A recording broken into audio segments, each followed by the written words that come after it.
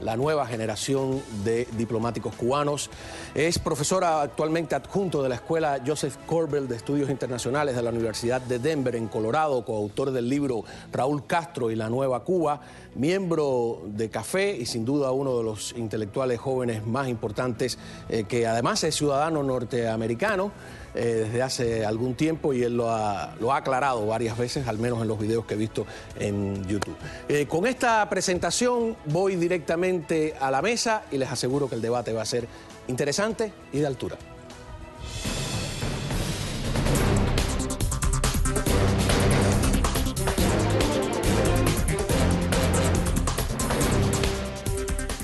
Muy bien, bueno, ya hice la presentación, solo darle la bienvenida. Muchas gracias por estar aquí en la mesa. Es un gran placer estar aquí. Al final yo sigo de vez en cuando el programa y sé del trabajo de Andrés, así que es un placer estar aquí para conversar con ustedes. Cómo no, muchas gracias. Andrés ahora es parte de la casa también, porque es el director de noticias de nuestro canal, así que estamos en familia de cualquier manera. El primer tema que quiero poner sobre la mesa es la Cumbre de las Américas, que se va a celebrar en el mes de abril en Panamá, y que Panamá ha invitado a Cuba.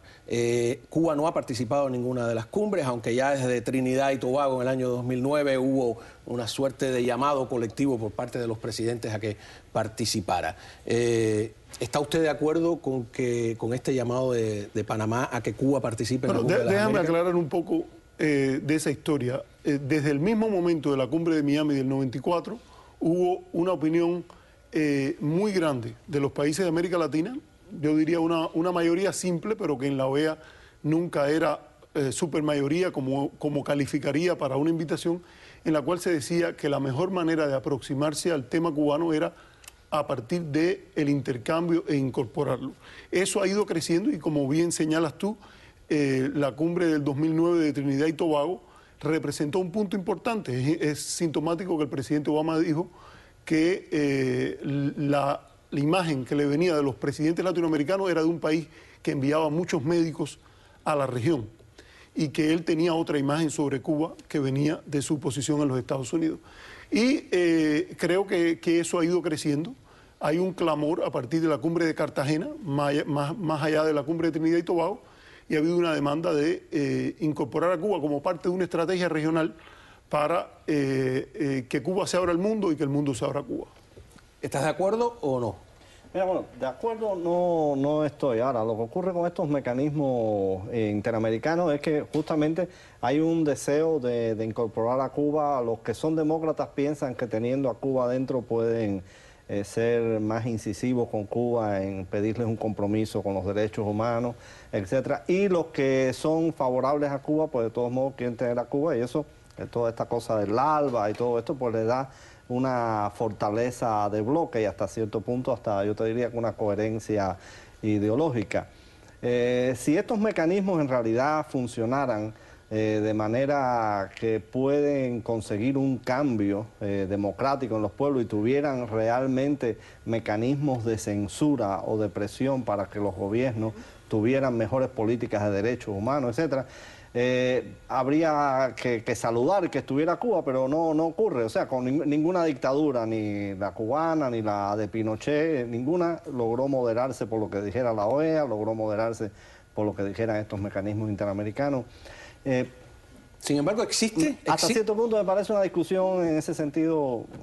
Debe estar. Yo siempre pienso que debe estar, porque de alguna manera, si hay algún elemento, algún país con un interés en o sea, que coinciden los dos en que debe estar, ¿no? Sí, a mí me preocupa algo, ¿no? En el año 2009 yo estuve en Trinidad y Tobago, entrevisté, por supuesto, a los presidentes del ALBA, entrevisté es un decir, ¿no? Tuve breves intercambios de palabras, un poco más con Correa, con Evo Morales, que llegó a decirme que si un pueblo elegía una dictadura, pues estaba bien, etcétera. Y yo les preguntaba por un mecanismo que existe, que es la Carta Interamericana de Derechos Humanos, que a principios de siglo se hizo precisamente para que se respetara la democracia en cada uno de los miembros de la OEA. Y ellos me decían que no, que en realidad había interpretaciones. Después estuve en San Pedro Sula, ¿no? Y poco después se produce el golpe la Asamblea General de San Pedro Sula. La Asamblea General de San Pedro Sula, de la OEA, donde también ese clamor de Trinidad y Tobago se reflejó.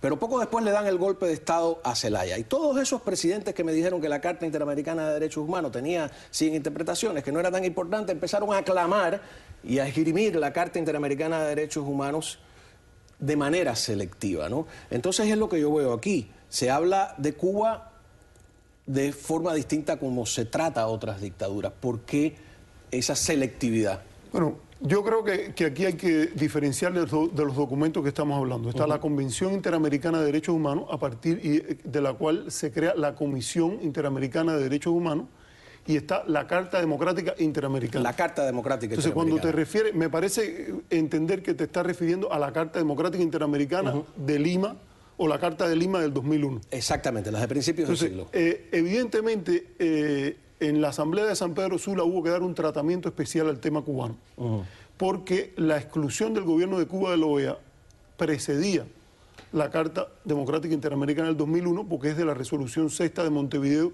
de 1962. La Resolución Sexta de Montevideo de 1962 excluía al gobierno cubano del sistema interamericano a partir de dos razones fundamentales: lo que llamaban la incompatibilidad de un gobierno comunista con el sistema interamericano, con los valores del sistema interamericano, y segundo, ¿Y ese gobierno la alianza de ese gobierno con el bloque chino-soviético. ¿Qué ha cambiado? ¿Qué ha cambiado? En primer lugar, que el principio de pluralismo ideológico, levantado en los años 70, dice que gobiernos comunistas o gobiernos de cualquiera que sea su formación pueden ser gobierno en las Américas. Y eso se refinó con la resolución 1060 de Santiago de Chile, que dice todo gobierno que responda a los derechos de los pueblos de las Américas, a la democracia representativa. El principio de pluralismo ideológico es anterior al principio de la democracia representativa, salvo que todos esos principios están enunciados en la Carta de Bogotá del año 48, o la Carta de la OEA. A ver si te entiendo. Sí, voy terminando. Cuba se convierte en un caso especial, diferente a Honduras, porque la Resolución Sexta de Montevideo había excluido a Cuba por principios que no tenían nada que ver con la mantención de la democracia representativa. Fue porque la orientación ideológica de un gobierno en específico no era del gusto de las fuerzas hegemónicas del momento y por la alianza. No, la resolución de Montevideo no habla de democracia representativa, porque hubiera habido que excluir a la República Dominicana de Trujillo, hubiera habido que excluir a todas las otras dictaduras del continente, y eso no se hizo. Se excluyó, se aplicó un principio de intolerancia ideológica a un gobierno por su orientación ideológica. Ok. Sí, no, mira, lo que ocurre es lo siguiente. En el 62 Cuba no tenía países que eran afines ideológicamente a ella en el seno de la OEA y de los mecanismos interamericanos. Hoy los tiene. O sea, hoy hay un bloque, Venezuela, Bolivia, Nicaragua, Argentina, que presionan para que Cuba esté en base a una afinidad ideológica. ¿Cuál es esa afinidad ideológica? Bueno, pues ideas de izquierda, una posición antiimperialista, entre comillas, frente a Estados Unidos. Si Cuba, en el año 62 ocurrió porque Cuba no tenía, Fidel no tenía amigos dentro del sistema americano. Hoy ocurre porque Fidel tiene amigos, Raúl, ya sigo hablando de Fidel, tiene amigos. Es un problema coyuntural, que no va a operar de otra manera. Incluso los países que se han atrevido a criticar a Cuba dentro del sistema, como el Chile de Piñera y eso, pues tú ves que hasta cierto punto han tenido que recoger pero fíjate, ahí moderar, pareciera que es moderar su mensaje, porque los otros actúan de una manera organizada y abrumadora. Y esta gente... Bueno, pero ahí entonces hay algo grave, porque pareciera que es al revés. En vez de Estados Unidos, que es la gran democracia, se supone, de todo el continente, convencer a los países latinoamericanos, pareciera que son los países latinoamericanos, específicamente los del ALBA, los que están convenciendo... Los que están tratando de convencer. Si nos guiamos por los editoriales del New York Times, por las declaraciones de Kerry... es que un líder que no tiene seguidores no es líder. Hitler era un líder. Que tenía seguidores. Sí. Pero cuando usted se proclama país líder, no te garantiza yo creo que en este caso tenemos un problema de liderazgo regional, en un tema que desde el año 72, 73, 74, cuando se hizo los famosos informes Linowitz, mencionaron dos casos test de las relaciones entre Estados Unidos y América Latina. Uno era el Canal de Panamá y el otro era el tema de Cuba.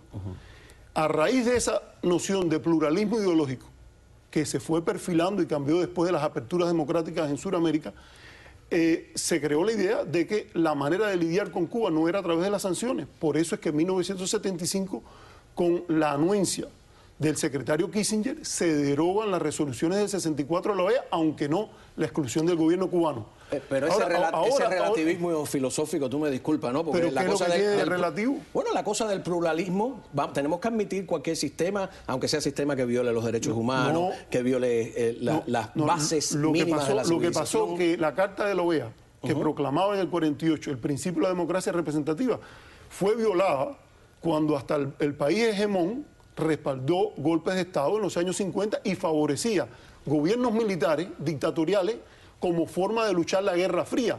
Pero hubo países como Costa Rica, en la reunión del 59 de la OEA es muy importante, porque Cuba, donde se había producido una revolución, junto con Venezuela y Costa Rica, abogaron por la creación de la Comisión de Derechos Interamericanos.